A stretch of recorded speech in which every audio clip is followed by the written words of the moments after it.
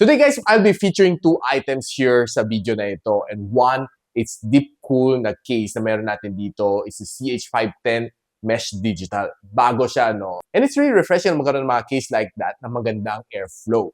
I'll be showing it to you a little bit later. Then of course, together with me is the Royal Kludge na keyboard or RK. So tara, tingnan muna natin.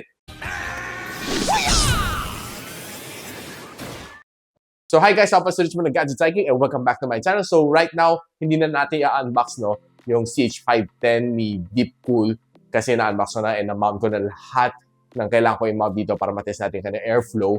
And together with it inside is the LS720 na AIO from DEEPCOOL. So before that, i-unbox na natin to. No? Ang hawak natin here is the Royal Kludge keyboard. It's the R87 na model and pinadala sa atin to ni Royal Kludge for us to try and test it on a gaming dito sa PC na ito. Let's see kung how good it is. This one, by the way, is a wired keyboard. Inside, meron na Type A to Type C cable, keycap remover, the keyboard itself. Tanggalin natin plastic. Inside, I also have the user guide. And of course, the RK R87 na keyboard. What I like dito is meron pa siyang case, no? Na pantakip. If you're not using it, pwede mo takpan lang to ganito para hindi siya maalikabukan, no? So, definitely is a nice case to have. Or unless gusto mo takpan ng tela, pwede rin. So right now, tanggalin muna natin isa sa mga keycaps niya. No? Let's see. Color blue siya, no, guys. So, ito yung medyo clicky. Papakinggan natin, no, ang kanyang sound. Yes, it's really clicky. This is the keyboard na gusto ng karamihan, no? And it's clicky. And I kind of like the sound, no? Masarap siya sa tenga. But if you're using it sa office, I don't really appreciate na ganun kaingay na mga katabi mo na mainis ka lang, no? But definitely if you're using it for home, if you're playing games, doing some content creating, okay to. Very satisfying kind of sound, no? Good. Matatry natin later. So, very easy lang siya gamitin, no? And all I need to do is kabit ko lang yung C-cable dito sa likod. Then ito, kakabit ko lang sa likod ng aking PC. So, kakabit muna natin sa likod. Kinabit mo na, makita mo magla-light up na yung keyboard, which is definitely cool. And you have a lot of option dito. Pwede na tingnan ng manual no, kung paano i-calibrate tong keyboard na ito no, to your own customization. By the way, this is the default RGB na meron ni RK R87. And napansin ko dito, no, sa side niya, meron din siya RGB. No? Kaya makikita mo, sa side ng yung keyboard, it looks really cool. Ganda ng effect niya. Lalo na kung medyo madilim. So right now guys, papasyalin ko muna kayo dito sa case na meron natin, no? Si CH510 ni DEEPCOOL Mesh. Okay, so itutour ko muna kayo, Then guys, kita natin, no, na this is the proprietary na ano niya, no, design niya, which you can display yung temperature ng both. Either you can go for the CPU or GPU na display dito no, ng temperature. And of course, kita niyan DEEPCOOL na logo. Kailangan mo i-install yung app niya, no? By the way, guys, makuha mo dito sa sa website ni DEEPCOOL. So, mabilis lang siya kalikutin, no? Right-click lang. You can change your temperature display, Celsius or Fahrenheit, display switch. Pwede ka mag-go CPU or GPU. And you can also launch at Windows Startup. So, actually, hindi ko pa natatanggal itong mga film na to, no? It's really nice kung tanggalin siya, no? Para makita yung ganda itong case na ito. And kita natin sa harap, it's definitely a steel mesh dito sa harap. And once na binuksan natin dito sa loob, makita mo meron pa siyang isang layer ng mesh. So once na binuksan natin dito sa loob, there's a magnetic na mesh din dito sa loob, no? Before mo makita yung radiator. Yan. Okay, so this is how it looks like when you open it up. Then right here, dito sa ibabaw, kita mo, it's the power button, Type-C port, microphone in, USB port, and of course, yung button plus yung HDD LED. And sa harap, meron din siyang mesh din na nakatakip dito. Ang support na dito no, is tatlong 120mm na fan. Then sa likod, kita natin, no, there's another fan over here, 140mm. Then dito, pwede ka pa magsakay ng dalawang fan, 120mm. Then dito sa harap, definitely pwede tatlong fan or pwede mo lagyan ng radiator. So, ang daming fan niya, guys, no? So, siya mang fan na kaya mo ilagay dito sa loob. Definitely fan overload ito. And what's nice dito is meron siyang bracket dito no, pang sakay ng mga mahabang na GPU no, if you need it. Then dito sa likod guys, kita nyo, pero pwede pa siya mag-exhaust dito no. And ito naman itsura niya dito sa likod. Meron din siya available 7 expansion port dito no, PCIe. So guys, we're going to do 2 tests over here. One is nakabukas ang kanyang case, walang takip. Titignan natin kanyang temperature no, na ma-achieve niya sa kanyang CPU. And one is pag nakatakip, makita natin no, yung difference between yung max load na nakasara ang case and max load pag nakabukas ang case. So titingnan natin kung gaano kaganda ang kanyang airflow dito no.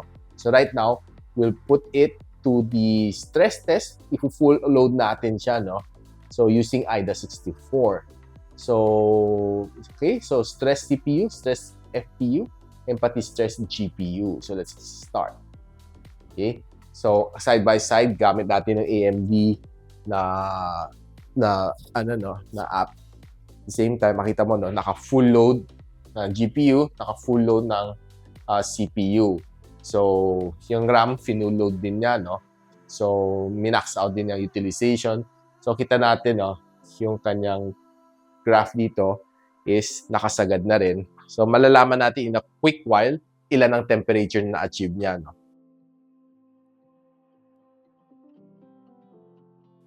So okay, kita natin no, after a while, nasa around mga 5 minutes na tayo.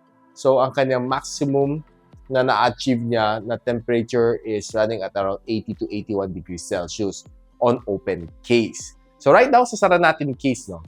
Then we'll rerun this one. Let's see kung ano pinaka-highest na ma-achieve niya this time around. Okay, so tatakpan muna natin. Yan ang case. Tempered glass nga pala yung case niya sa side, by the way. So, kita natin, no, nag-settle down niya, nag-zero na sila lahat. And temperature went back to 36. So, we'll see. So, ang maximum na naka-open case, so we have achieved at around 80. So, makita natin no, kung if malaki ang niya, difference between 80. Pag yung kanyang temperature is somewhere near 80 to 85 to 83, 84, ganon. I can say na very efficient ang kanyang cooling. No? So, kanyang airflow. So, let's start. So, ma-max out ulit natin everything. Okay? So, kita natin, no? Again, si GPU, ma-max out na yan. Naka-max out na. Max out na rin si CPU. Memory utilization is also max out na right now. So, we'll see kung ano pinaka-highest na ma-achieve niya dito, no? After mga 5 minutes.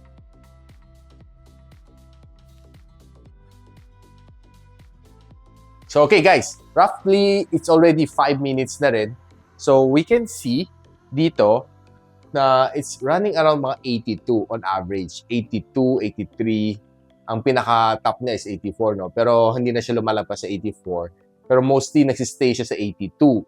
So, with a 2 degrees Celsius difference between an open case and a closed case, I can say na ang kanyang airflow is definitely very much okay dito sa CH510 ni DEEPCOOL. Now guys, looking at yung manual niya, no, there's a lot of things you can do with this one. Pwede mo i-control ang kanyang switch backlight mode, brightness, yung Windows lock, then of course, side light adjustment, pwede mo galawin din. Then monochrome switching, backlight speed, then of course, pwede mo rin turn off lahat ng lights should you want it. So, pwede ka rin mag-custom backlight set, no? Depende sa inyo. Then, of course, you can set some multimedia keys for Windows as well. You can also use it for Mac. Depende sa gusto ninyo, no? Meron siyang mga indicator prompt nandito sa gilid. So, what I can say, itong keyboard nito, it's really nice and very ergonomic for typing and for playing games. Actually, tinry ko siya maglaro, no? On si Call of Duty na Modern Warfare 2. And right now, papakita ko sa inyo a quick game test lang. And malalaman natin kung okay nga ba siya. So guys, right now, itatry na natin to for gaming test, no? Dito sa Call of Duty Modern Warfare, no?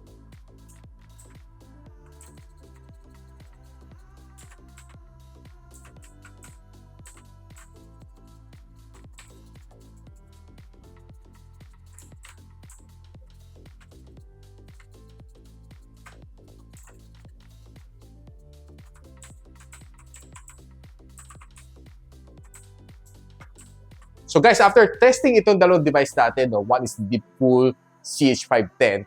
This one, ang ganda ng kanyang airflow, no? And ang setup ko dito is very neat, very nice. Gamit natin MSI na board, and of course, ating memory is from XPG, and of course, our SSD is from ADATA. Everything's pretty cool. And of course, gaming together with the Royal Kludge, I can say sobrang sarap ng kanyang feeling, no? And this is probably the type of mechanical keyboard that you want if you're playing games like shooting games, Call of Duty. It's maganda yung yung response niya. And wala akong na-feel na delay. And surprisingly, it's really good. This one I can really recommend you for gaming, for content creating, or just simply typing sa Word document. It's also okay. But more of talaga pang build siya for gaming purpose. Itong Royal Kludge na R87. So guys, kung gusto nyo malaman kung saan nyo pwede mabili itong Royal Kludge R87 and of course itong DEEPCOOL na CH510 Mesh Digital, I'll be posting everything on the description box below. Just check it out. And if you like this video, don't forget to like, subscribe, and of course, click that bell icon para hindi nyo miss mga future uploads here from my channel. And so, para sa this one, and you're watching Gadget Sidekick. What's up?